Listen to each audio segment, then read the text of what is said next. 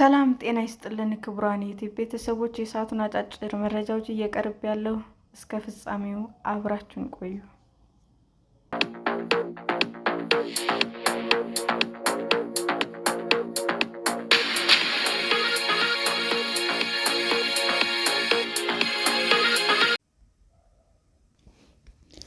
የእስራኤልና ኢራን ግጭት ተባብሶ ቢቀጥል ምን ሊፈጠር ይችላል? እስካሁን ባለፈው የእስራኤልና የኢራን ግጭት በሁለት ሀገራት ብቻ የተገደበ ይመስላል። በተባበሩት መንግስታት ድርጅት እና በአንዳንድ ሀገራት ጥቃቶች እንዲቆም ጥሪዎች እየቀረቡ ናቸው።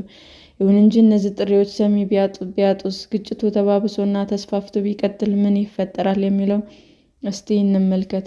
አሜሪካ ትሳተፋለች። ምንም እንኳ አሜሪካ በጥቃቱ አለመሳተፏን ብትክድም፣ ኢራን አሜሪካና ሌሎች አጋሮቿ ጥቃቱን ደግፈዋል አሊያም በታክቲክ አግዘዋል የሚል እምነት አላት። በዚህም ኢራን በመካከለኛው ምስራቅ ያሉ የአሜሪካ ኢላማዎችን ልትመታ ትችላለች። ለምሳሌ ያህል በኢራቅ ያሉ የአሜሪካ ልዩ ኃይል ካምፖች፣ በግልፍ ያሉ የጦር ሰፈሮች እና በቀጠናው የሚገኙ የዲፕሎማቲክ ተልዕኮዎችን ልትደበድብ ትችላለች። የኢራን ወኪል ኃይሎችም ሐማስ እና ሂዝቡላ በጣም እየተዳከሙ ቢሆኑም በኢራቅ የሚገኙ ደጋፊ ሚሊሻዎቻቸውን ታጥቀው ይገኛሉ። አሜሪካ እንደዚህ አይነት ጥቃቶች ሊፈጸሙ ይችላሉ የሚል ስጋት ስላላት የተወሰነ ሰራተኞችን በአካባቢው አስወጥታለች። አሜሪካ ኢራን በኢላማዎቿ ላይ ጥቃት በምትሰነዝር አጸፋዊ እርምጃ እንደምትወስድም አስጠንቅቃለች። በቴል አቪቭ ወይም በሌላ ቦታም የአሜሪካ ዜጋ ቢገደልስ ምን ይፈጠራል? ዶናልድ ትራምፕ እርምጃ እንደሚወስዱ ሊገደዱ ይችላሉ። የእስራኤል ጠቅላይ ሚኒስትር ቢንያሚን ኔታንያሁ ኢራን ለማሸነፍ አሜሪካ እንድትረዳቸው ይፈልጋሉ በሚል ለረጅም ጊዜ ሲወነጀሉ ቆይተዋል። የውትድርና ባለሙያዎች የኢራን ኒውክሌር ጣቢያ ድምጥማጡን የሚያጠፋ ፈንጂዎች በአሜሪካ እጅ ብቻ እንደሚገኙም ይናገራሉ። ትራምፕ ለታማኝ ደጋፊዎቻቸው በመካከለኛው ምስራቅ የዘላለም ጦርነት ላለመጀመር ቃል ገብተዋል። ይሁን እንጂ በርካታ ሪፐብሊካኖች የእስራኤልን መንግስትና በቴህራን ያለውን አገዛዝ ለመለወጥ የያዘችውን ሀሳብ ይደግፋሉ። ነገር ግን አሜሪካ በግጭቱ ንቁ ተሳታፊ ብትሆንም ረጅም፣ አስከፊና ተቀጣጣይ መዘዝ ይከተላል። የባህር ሰላጤው ሀገራት ይሳተፋሉ። ኢራን ጥብቅ ጠበቃ የሚደረግላቸው የእስራኤል ወታደራዊና ሌሎች ኢላማዎችን መጉዳት ባትችል እንኳ ሚሳኤሎችን በባህር ሰላጤው ወደሚገኙ አነስተኛ ኢላማዎች ልታነጣጥር ትችላለች። በተለይም ደግሞ ባለፉት ዓመታት ባለጠናዎቿን ረድተዋል ወደምትላቸው ሀገራት ፊቷን ልታዞር ትችላለች። በቀጠናው በርካታ የኃይልና የመሠረተ ልማት ኢላማዎችም ይገኛሉ። እንደ አውሮፓውያን አቆጣጠር በ2019 ኢራን የሳዑዲ አረቢያን የነዳጅ ማውጫ በመደብደብ ተከስሳ የነበረ ሲሆን እንዲሁም በ2022 ደግሞ ወኪሏ ሁቲ የተባበሩት አረብ ኤሚሬቶችን ኢላማ መትተው ነበር። ከዚህ ጊዜ ጀምሮ በኢራንና በአንዳንድ የቀጠናው ሀገራት መካከል እርቅ ወርዷል። ነገር ግን በእነዚህ ሀገራት የአሜሪካ አየር ኃይል ጦር ሰፍሮ ይገኛል። አንዳንዶች ደግሞ በድብቅም ቢሆን ባለፈው ዓመት ከኢራን ሚሳኤል እስራኤልን ተከላክለዋል። የባህር ሰላጤው ሀገራት ጥቃት ቢሰነዘርባቸው የአሜሪካና እስራኤል የጦር አውሮፕላኖች መጥተው እንዲከላከሉላቸው መጠየቃቸው አይቀሬ ነው። እስራኤል የኢራን የኒውክሌር አቅም ማጥፋት ይሳናታል። የእስራኤል ጥቃት ቢከሽፍ የኢራን የኒውክሌር ጣቢያዎችን በጣም ጥልቅ፣ በጣም የጠበቁ ቢሆኑስ? የኢራን ኒውክሌር በሚስጥራዊ ማዕድኖች የተደበቀ እንደሆነ ይታመናል። እስራኤል ጥቂት የኒውክሌር ተመራማሪዎች ብትገድልም ምንም ያህልም ቦምብም የኢራን እውቀትና አዋቂዎች ሊያጠፋ አይችልም። የእስራኤል ጥቃት የኢራን መሪዎች ቀጣይ ጥቃቶችን ለመመከት መውጫውም የኒውክሌርን አቅም በፍጥነት መጨመር እንደሆነ ድምዳሜ ላይ ቢደርሱስ? አዳዲሶቹ የጦር አለቆች ከሞቱት የቀደሙ መሪዎች በበለጠ ጠንካሮች እና ለጥንቃቄ ግድ ባይሰጣቸውስ? ይህ ቢያንስ እስራኤል ተጨማሪ ጥቃቶችን እንድትፈጽም ያስገድዳታል። ይህም ቀጠናውን ቀጣይነት ወዳለው የግጭት አውድማነት ያስገባዋል። ዓለም አቀፍ የምጣኔ ሀብት ቀውስ፣ የነዳጅ ዋጋ እየጨመረ ነው። ኢራን የሆርሙዝ ሰርጥን ለመዝጋት ብትሞክርም እና የነዳጅ እንቅስቃሴ የበለጠ ቢገደብ ምን ይፈጠራል? በሌላኛው የአረብ ባህር ገቢ መሬት በየመን የሚገኙ ሁቲዎች ኃይላቸውን አሰባስበው በቀይ ባህር ዕቃ የጫኑ መርከቦችን ቢያጠቁስ?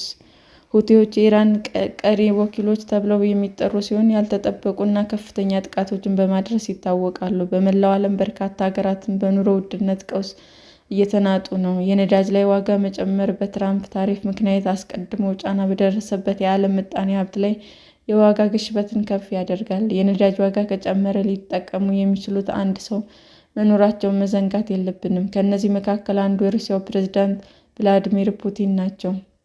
የነዳጅ ዋጋ ከጨመረ በዩክሬን ለጀመሩት ጦርነት የሚሆን ቢሊዮን ዶላሮች ወደ ጋዘናቸው ይገባል።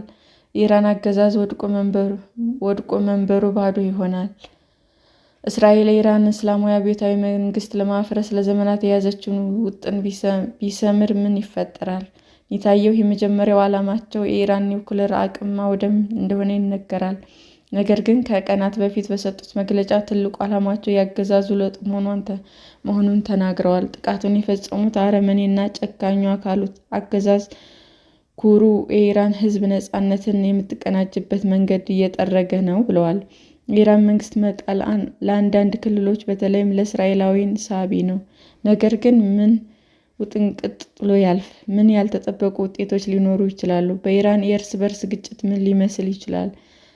በኢራቅ እና በሊቢያ ጠንካራ የተማከሉ መንግስታት ሲወድቁ ምን እንደተከሰተ አብዛኞቻችን እናስታውሳለን። ስለዚህ አብዛኛው ዕጣ ፈንታ በሚቀጥሉት ቀናት ግጭቱ በሄደበት ርቀት ይወሰናል። ኢራን እንዴትና ምን ያህል አጸፋዊ እርምጃ ትወስዳለች? አሜሪካ ለእስራኤል ለመድረስ ምን ያግዳታል? በእነዚህ ሁለት ጥያቄዎች ምላሹ ሁሉም ይወሰናል። ሰላም ጤና ይስጥልን ውድ የዩቲዩብ ቤተሰቦቼ እንዴት ናችሁ? አዲስ ጀማሪ ነኝ እና ሰብስክራይብ ያደረጋችሁ አበረታቱኝ። አመሰግናለሁ።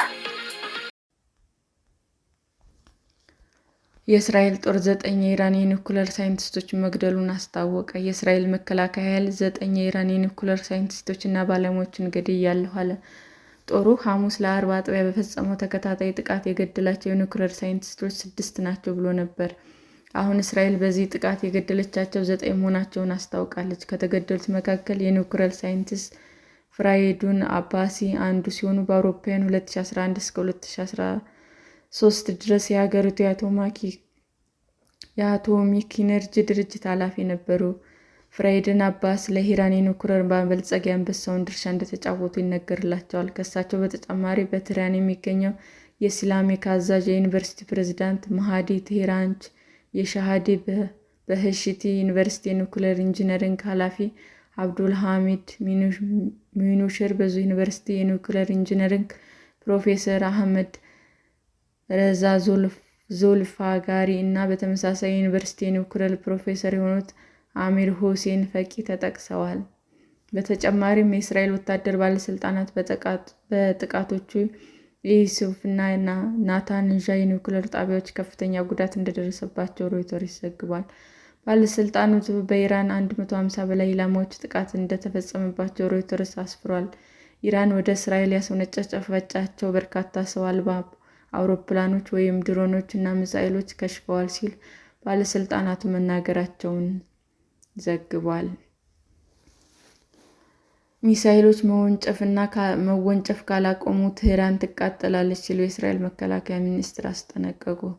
ኢራን ሚሳኤል ማስወንጨፏን ከቀጠለች መዲናዋ ቴህራን ትቃጠላለች ሲሉ የእስራኤል መከላከያ ሚኒስትሩ እስራኤል ካቲዝ አስጠነቀቁ። ሚኒስትሩ ከወታደራዊ ባለስልጣናት ጋር ባደረጉት ግምገማ ላይ በሰጡት አስተያየት የኢራኑ አምባገነን የኢራን ዜጎች ወደ ታጋችነት እየቀየረ ነው፣ በተለይም የቴህራን ነዋሪዎችን በእስራኤል ሲቪሎች ላይ ለደረሰው ጥቃት ከፍተኛ ዋጋ የሚከፍሉበት ሁኔታ እየፈጠረ ነው ብለዋል። ኢራን፣ አሜሪካ፣ ፈረንሳይ እና ዩኬ እስራኤልን የሚረዱ ከሆነ አጸፋውን እንደምትመልስ አስጠነቀቀች። ኢራን በእስራኤል ላይ እየወሰደች ያለችውን አጸፋዊ እርምጃ ለማስቆም አሜሪካ፣ ፈረንሳይ እና ዩናይትድ ኪንግደም እስራኤል የሚረዱ ከሆነ ምላሹን እንደምትሰጥ ማስጠንቀቂያ የኢራን መንግስታዊ ሚዲያ ዘግቧል። ሦስቱ ሀገራት ለእስራኤል ድጋፋቸውን ከሰጡ ኢራን በቀጣናው የሚገኙ የጦር ሰፈሮቻቸውንና መርከቦችን ኢላማ እንደምታደርግም ዘገባዎች ወጥተዋል። ኢራን አሜሪካ ኢላማ ካደረገች መዘዙ እንደሚከፋ የአሜሪካ ባለስልጣናት አስጠነቀቁ። እስራኤል በኢራን ላይ የፈጸመችው ጥቃት በተመለከተ ከጥቃቱ በፊትም አሜሪካ ምክር ተጠይቃ ምላሹ ራሷን ለመከላከል መሰረታዊ ነው የሚል ምላሽ እንደሰጣት የአሜሪካ ባለስልጣናት ተናገሩ። አሜሪካ ስለ ጥቃቱ ቀድሞ ቢነገራትም በእነዚህ ጥቃቶች ላይ ወታደራዊ ተሳትፎ አልነበራትም ሲሉ የሀገሪቱ የዓለም አቀፍ ድርጅት ጉዳዮች ቢሮ ከፍተኛ ባለስልጣናት ማይክ ፖምፔዮ ለተባበሩት መንግስታት ድርጅት የጸጥታው ምክር ቤት ተናግረዋል። ዋነኛው ቀዳሚ የምንሰጠው በቀጣናው ውስጥ ያሉ የአሜሪካ ዜጎች፣ ሰራተኞች እና ኃይሎችን ጥበቃ ነው ብለዋል። ኢራን በቀጠና ያሉ የአሜሪካ ዜጎች፣ የጦር ሰፈሮች ወይም መሰረተ ልማቶች ኢላማ ካደረገች የሚከተላት መዘዝ አስከፊ ነው ሲሉም ተናግረዋል። የአሜሪካ አቋም ኢራን ስምምነት ማድረግ አለባት የሚል እንደሆነ ገልጸው ሀገራቸው ዲፕሎማሲያዊ መፍትሄ ትሻለች ብለዋል። የኢራን አመራሮች በዚህ ወቅት መደራደራቸው ብልህነት ነው ብለዋል።